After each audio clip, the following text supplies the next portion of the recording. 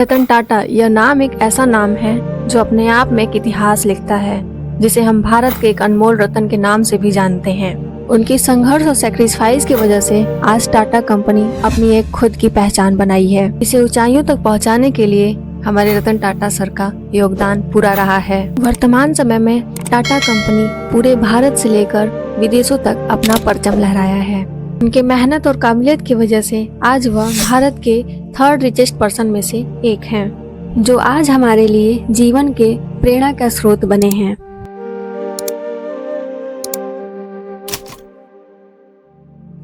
दिसंबर 1937 British में जन्मे रतन टाटा नवल टाटा और सुनी कमीसा रीड के बेटे थे। जब वह महज 10 साल के थे तभी से वह अपने माता पिता से अलग हो गए थे और JN पारसी अनाथालय के माध्यम से उनके दादी के द्वारा उनका पालन पोषण हुआ। और बात करें प्रारंभिक शिक्षा की तो 1962 में कार्नेल यूनिवर्सिटी में BR की डिग्री प्राप्त की। 1962 के अंत में ही वह भारत लौटे। जिस समय आए उस समय भारत की स्थिति बहुत ही गंभीर थी। बात करें 1991 में टाटा ग्रुप के JRD टाटा ने उसी समय इस्तीफा दे दिया। फिर उन्होंने रतन टाटा को अपना उत्तराधिकारी बनाया। जब टाटा कंपनी का कमान हमारे रतन सर के हाथ में आया तो उस वक्त कई सारी कंपनियों से प्रॉब्लम को फेस करना पड़ा, लेकिन फिर भी रतन सर ने हार नहीं माना। तब जाकर 21 वर्षों के कार्यकाल दौरान राजस्व में पूरे 40 गुना से अधिक तथा लाभ में 50 गुना से अधिक बढ़ा। उन्होंने टाटा टी को टेटली, टाटा मोटर्स को जैगवार लैंड रोवर तथा टाटा स्टील को कोरस का अधिग्रहण किया। इतना ही नहीं, हमारे टाटा ग्रुप से 1000 से भी ज्यादा कंपनी जुड़े और 100 से भी ज्यादा कंट्री को ऑपरेट कर रही है, जिससे 700+ मिलियन कस्टमर जुड़े हुए हैं।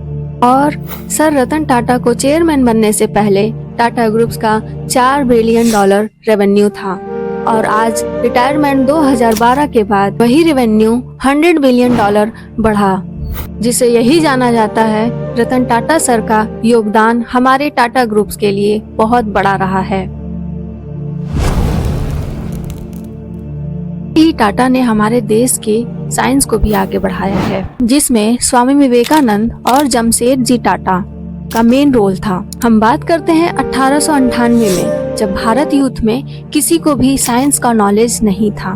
उस टाइम जमशेद टाटा ने अपने तरफ से 30 लाख रुपए डोनेट किया था, वो भी साइंस को बढ़ावा देने के लिए। यह उस टाइम की सबसे बड़ी रकम थी, जिसने पूरे भारत में चर्चा का विषय बना दिया था और इसमें कुल लगभग 70 लाख की जरूरत थी। तो इसके लिए रामकिशन मिशन के द्वारा पूरे भारत ने डोनेट किया और वही डोनेशन मिलाकर सन 1909 में India institute of science Bengaluru का उद्घाटन हुआ, जिसमें विक्रम साराभाई, जिसे हम इंडिया का फर्स्ट फादर ऑफ स्पेस के नाम से जानते हैं, और होमी भाभा, जिसे हम फादर ऑफ न्यूक्लियर के नाम से जानते हैं। नहीं, CV रमन, जो वहाँ पे डायरेक्टर के रूप में नियुक्त हुए थे। आज यही कारण है इंस्टीट्यूट के द्वारा हमारे 3 महान व्यक्तित्व सामने आए साइंस को लेकर। ऐसे हुआ टाटा का योगदान साइंस में, साइंस जो हमारे जीवन जीने का एक महत्व रखता है। बस यहीं तक सीमित नहीं रहे, उन्होंने स्पोर्ट्स और क्रिकेट में भी अपना सहयोग दिया। उनका यह सहयोग हम भूल नहीं सकते। बात थी 2020 में गलवान इंसिडेंट जो चीन और इंडिया के बीच में हुआ, जिस कारण वीवो कंपनी जो चाइना की थी वह अपना स्पॉन्सरशिप हटा लिया था IPL से। वह स्पॉन्सरशिप जो साल में रेवेन्यू के नाम से हजारों करोड़ों कमाता था। तो उस time sir Ratan Tata IPL को लेकर स्टैंड हुए। इतना ही नहीं, WPL के लिए भी वह बराबर का सहयोग दिए। और कुछ ऐसा रहा सफर रतन सर का क्रिकेट को लेकर। टाटा के इस सफर में रतन सर ने सिर्फ एक ही चीज पर फोकस किया, वो है प्रिंसिपल एंड वैल्यू। और आज यही वजह थी जो टाटा इतना ग्रोथ किया, जो आज टाटा नमक से लेकर चाय तक, लग्जरी कार से लेकर हवाई जहाज तक, शेयर बाजार से लेकर ताज होटल तक फैला हुआ है। नहीं, हमारे सोसाइटी के इकोसिस्टम पर भी ध्यान दिए, जैसे लेंसकार्ट, अर्बन, फर्स्ट क्राई, ओला, अपस्टैक, प्योरफिट, पेटीएम जैसे कंपनियों पे, जो आज भारत से लेकर विदेशों तक रनअप पे है। रतन सर की एक बात और खास है, वह बहुत ही काइंड पर्सन है। उन्हें एनिमल के प्रति बहुत ही लगाव था। ही नहीं, वह अपने कमाई का 70% दान में दिया करते हैं।